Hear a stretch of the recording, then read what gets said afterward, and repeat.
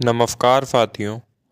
आज के इस वीडियो में हम लोग भारत की राजधानी दिल्ली में बढ़ते हुए प्रदूषण के कारणों के बारे में चर्चा करेंगे तथा इस प्रदूषण का वहाँ की जनता पर क्या प्रभाव पड़ रहा है, इसके बारे में भी इस वीडियो के अंतर्गत चर्चा करेंगे तथा उसके पीछे के कारकों को जानने का प्रयास करेंगे तथा आज भारत की राजधानी दिल्ली विश्व का सबसे अधिक प्रदूषित क्षेत्र क्यों बन चुका है तथा सरकार के द्वारा प्रदूषण को कम करने के लिए क्या नीतियां बनाई गई हैं, इसके बारे में भी हम लोग जानने का प्रयास करेंगे। तो चलिए प्रारंभ करते हैं यह वीडियो तथा आप सभी का स्वागत है।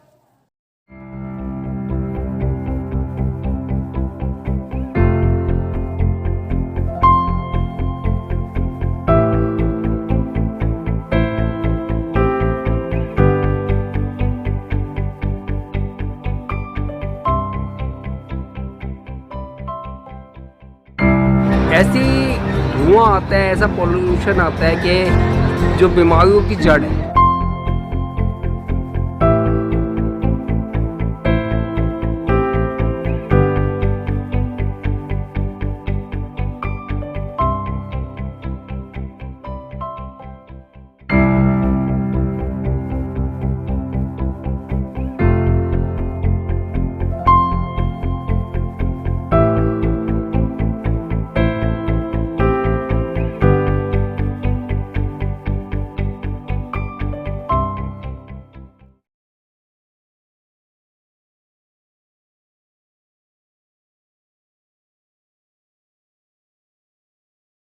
तो नमस्कार साथियों, दिल्ली में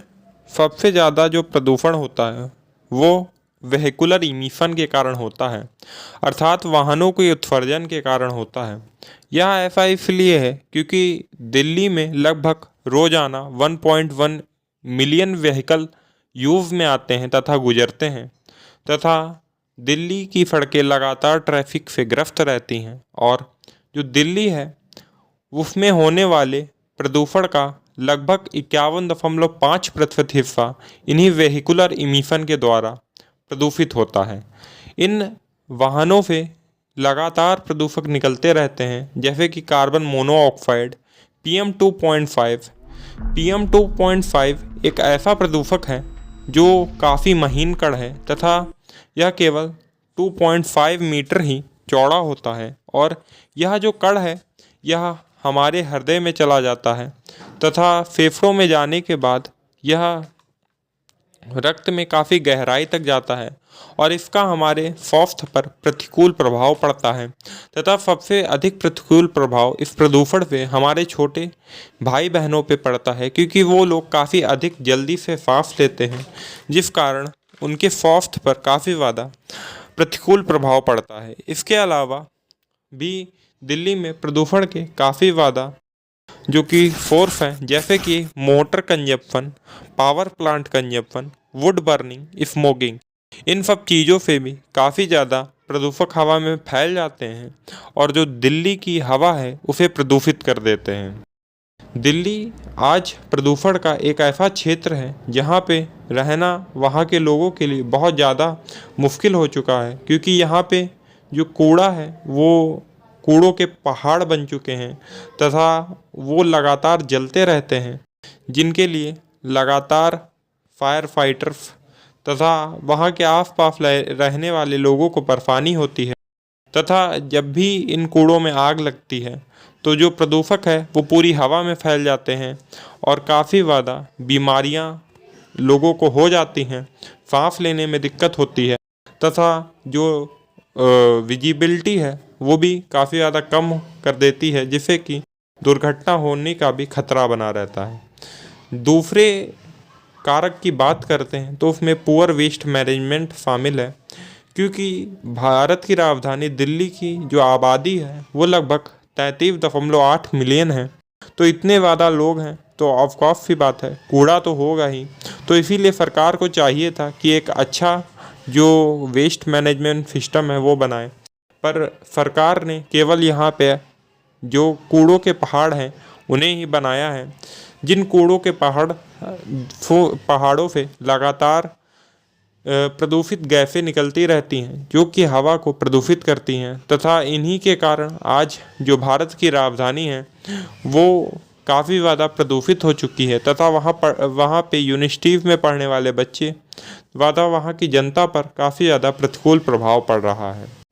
और यमुना रिवर, जिसे काफ़ी ज़्यादा सांस्कृतिक पहचान प्राप्त है लोगों के द्वारा,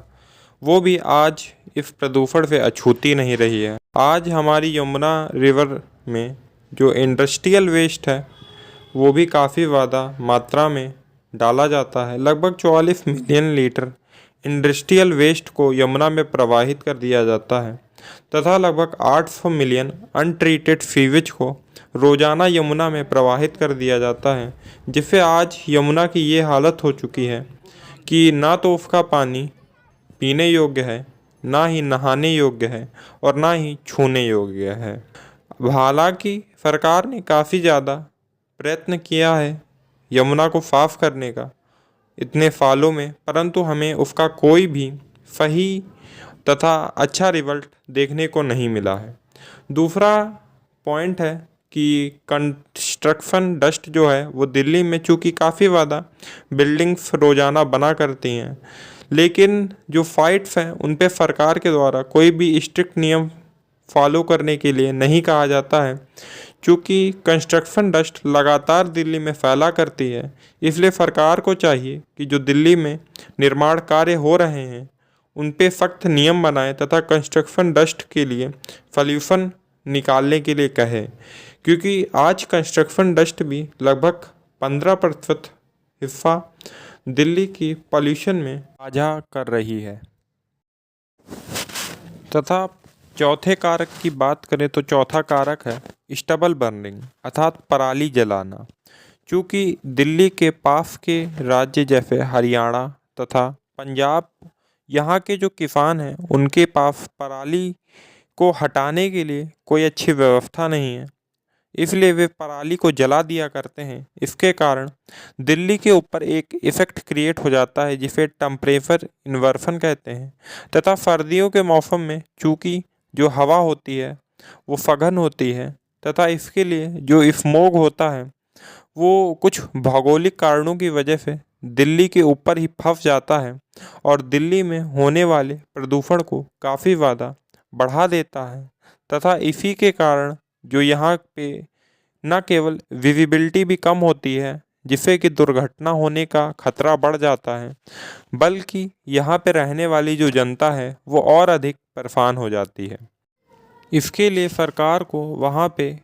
जो वहाँ के किसान हैं उन्हें पराली जलाने के अलावा पराली को हटाने के लिए अच्छे उपकरण देने चाहिए। तथा जो पांचवा कारक है वो है प्लास्टिक का उपयोग। आज से लगभग 2 साल पहले ही दिल्ली में प्लास्टिक को प्रतिबंधित किया जा चुका है सरकार के द्वारा, परंतु अगर आप दिल्ली में रहते हैं तो आपको यह मालूम होगा कि दिल्ली का ऐसा कोई भी कोना नहीं है जो जहाँ पे आपको plastic bags, plastic bottles, plastic glass ना मिले।